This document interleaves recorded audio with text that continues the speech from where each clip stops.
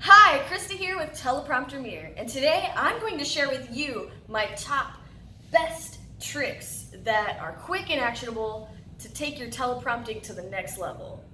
Okay, trick number one is actually counterintuitive.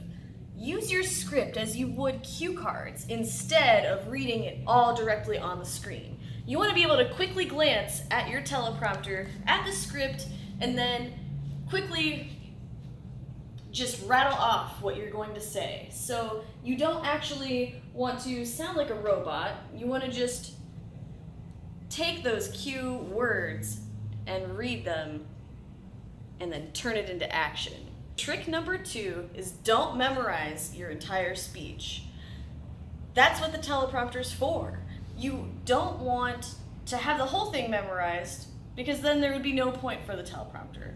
The whole use is actually in being able to write a script and then bang out that video super fast for your viewers.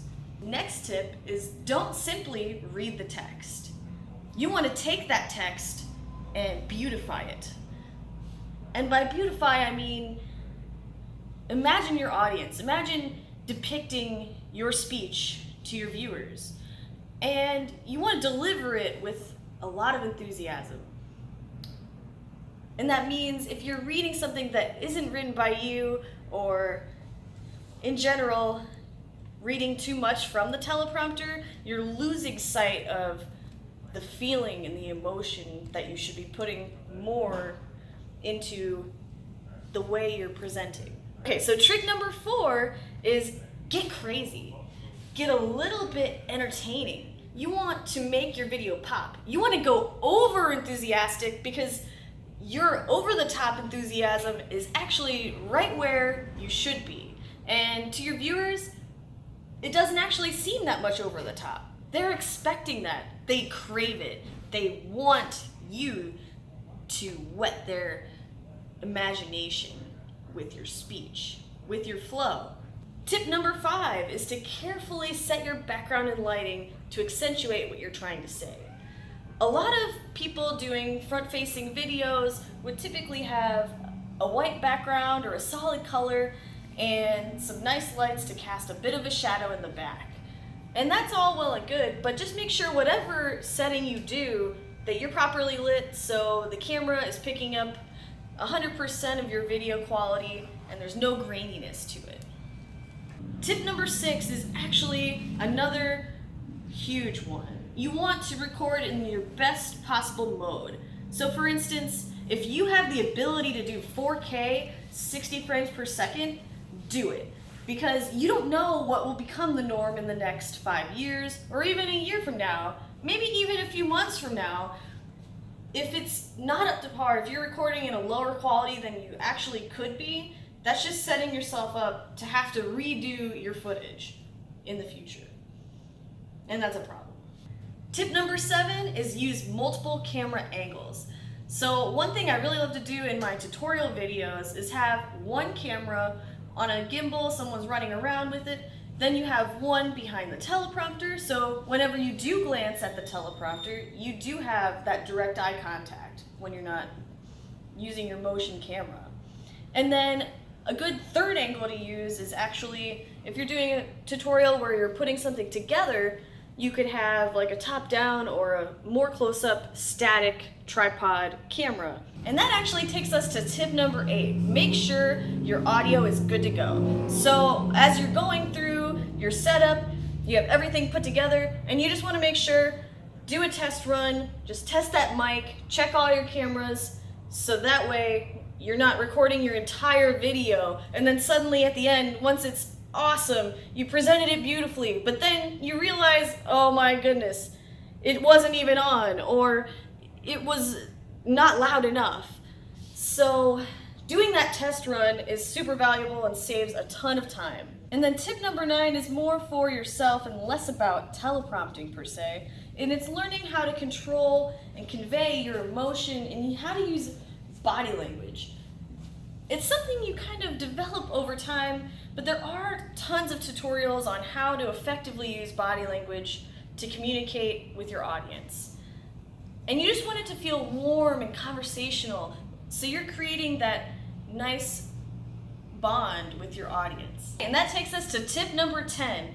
And this is key if you have a camera behind your teleprompter and let's say you're looking directly at that camera all the time.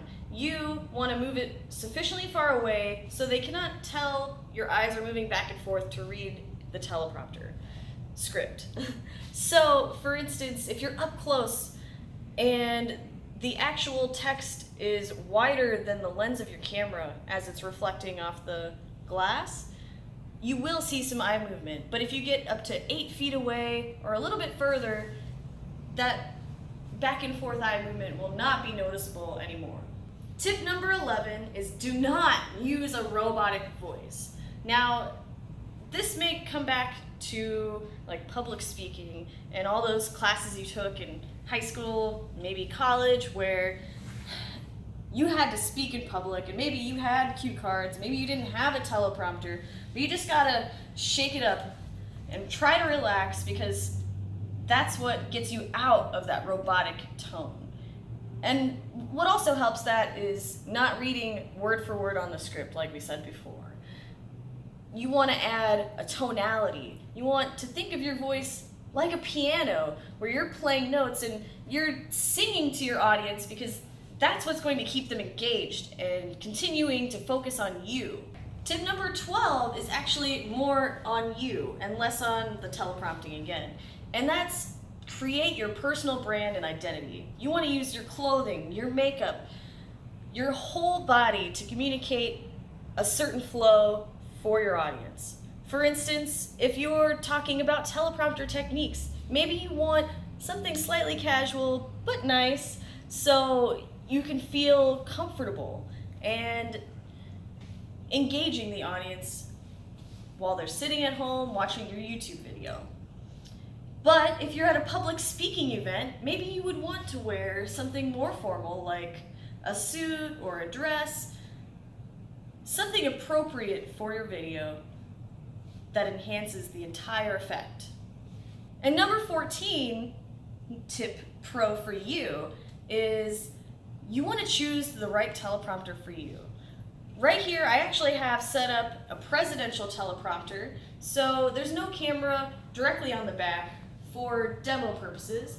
But if I were to use a teleprompter to make videos, like this video right now, where the camera's not moving, I would go for a more executive teleprompter where it's has the camera on the back and a nice shroud, so you're getting that optimal video quality coming through the teleprompter. But if you're doing a live speech and there's actually no video recording going on, you could use the presidential, and that's perfect. Pro tip number 15, and the last one I'll leave you with, is actually the next evolution of teleprompting, which is not actually a teleprompter at all.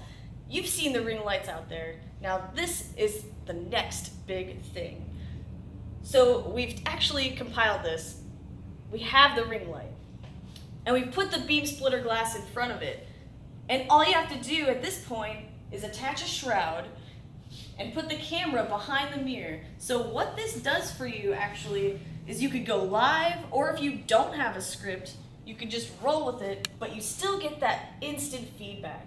The beam splitter mirror allows you to see yourself and record through it at the same time so you can maintain that amazing eye contact through the mirror.